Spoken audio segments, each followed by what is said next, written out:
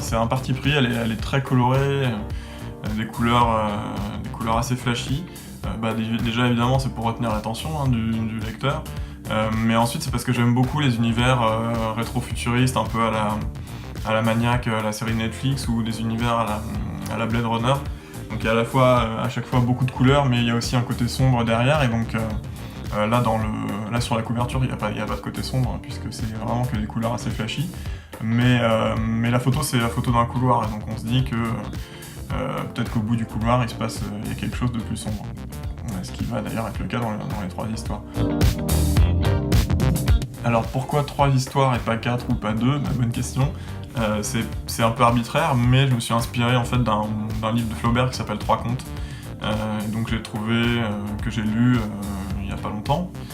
J'ai trouvé l'idée intéressante de regrouper 3 récits dans un seul livre. Je trouve que ça fait un bel objet littéraire, et puis je trouve ça aussi assez efficace en matière de marketing. Donc ça c'est pour la forme, pourquoi 3 nouvelles.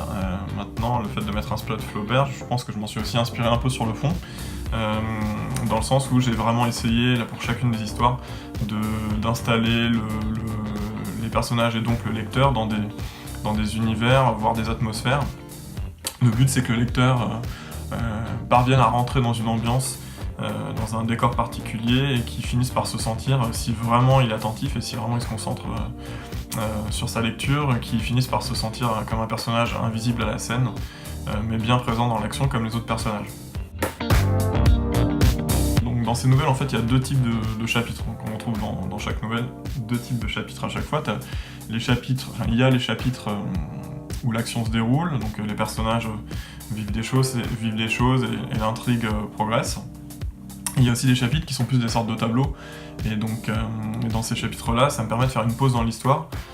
C'est souvent dans ces chapitres-là que les personnages vont réfléchir un peu à ce qui leur arrive, et du coup, voilà, il y a des chapitres où les personnages vivent des choses, puis on enchaîne avec des chapitres où les personnages réfléchissent aux choses qui sont en train de leur arriver. Et donc le but, c'est que le lecteur, je veux que le lecteur lise vraiment chaque mot de chaque phrase, et du coup parvienne à se sentir comme s'il faisait partie des scènes que je suis en train de raconter. Le but c'est que vraiment, c'est presque de proposer une expérience d'immersion pour le lecteur. Si vraiment il est attentif à sa lecture, et si je l'ai écrit assez bien pour en arriver là, il est censé vraiment se retrouver dans les scènes que je raconte.